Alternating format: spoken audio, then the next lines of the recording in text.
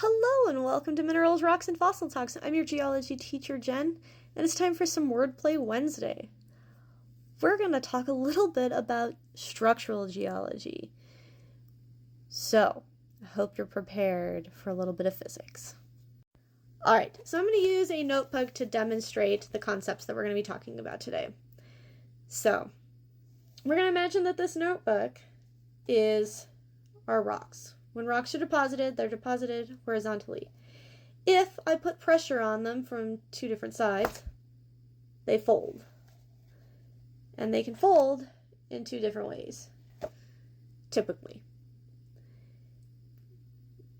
These folds in rocks have names. We call them anticlines, synclines, and sometimes monoclines. So, when they're put under compressive stresses, rocks get all sorts of wobbly and bendy. Bet you didn't anticipate that. Alright, so there are a few important pieces of folds to define to really understand the differences. The hinge, or the crest, is where the curvature is greatest. The limbs are the sides of the fold that show less curvature. And then finally, we have our axial planes, or axial surface, which is an imaginary surface that encompasses the hinges of successive layers. Make sense so far? Excellent. Anticlines are arch-like upfolds in which the limbs dip away from the hinge. I like to think the shape is an A for anticline. A famous one in the US is the Split Mountain anticline, where Dinosaur National Monument is. So this is an aerial view of the anticline, and you can see that it bends like that.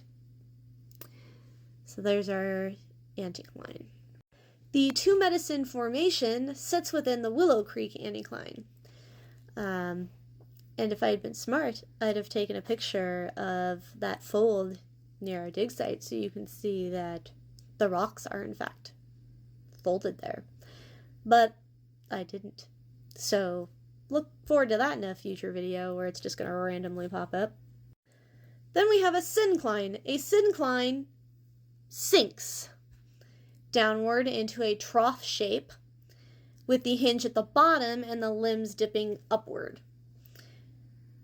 So I like to think sink, syncline, bowl. The Rainbow Basin syncline of California is well known for its colorful beds and fossils. And look at that pretty little fold. Now, sometimes anticlines and synclines have a hinge that is tilted off the horizontal. We call those plunging folds.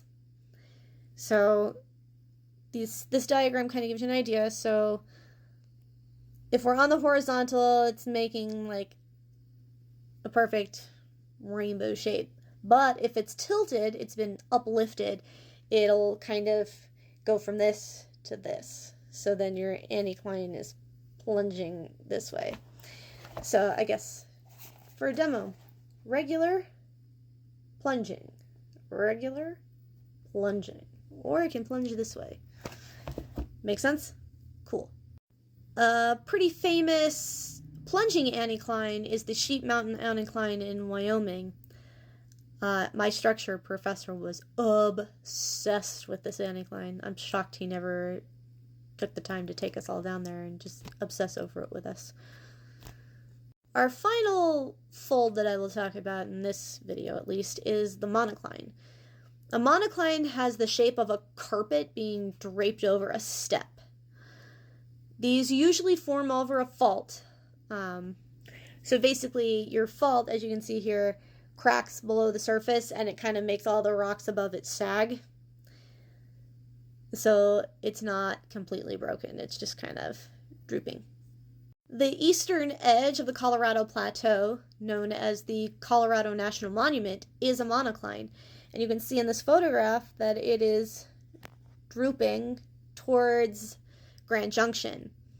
There is a fault there, so it is drooping over a fault block into the valley. And it makes for a really cool monument. If you've never been there, go. It's so much fun. I go a lot, but my grandparents live there, and they live like right across from the monument, so it's real easy to go. Anyway, it's awesome. It's got great views, fun rocks. Check it out. And speaking of things to check out, if you haven't yet, go check out my new Etsy shop and get cool merch like this awesome shirt. And help me make more videos. Help me find time to make more videos. If I'm not always on the train going to work, I have time to make longer, cooler videos. Or more videos. Whichever you want. Anyway, check out the Etsy shop. mineralsrocksfossils.etsy.com. Well, thanks for coming to today's lesson. Hope you learned a lot about anticlines, synclines, and monoclines. And make sure you tune in tomorrow to learn about my former college advisor. He's a hoot. And I wish that I were in Bozeman so I could interview him. If he's even there right now. It's field season. He could be anywhere. Anyway, fossilized you later.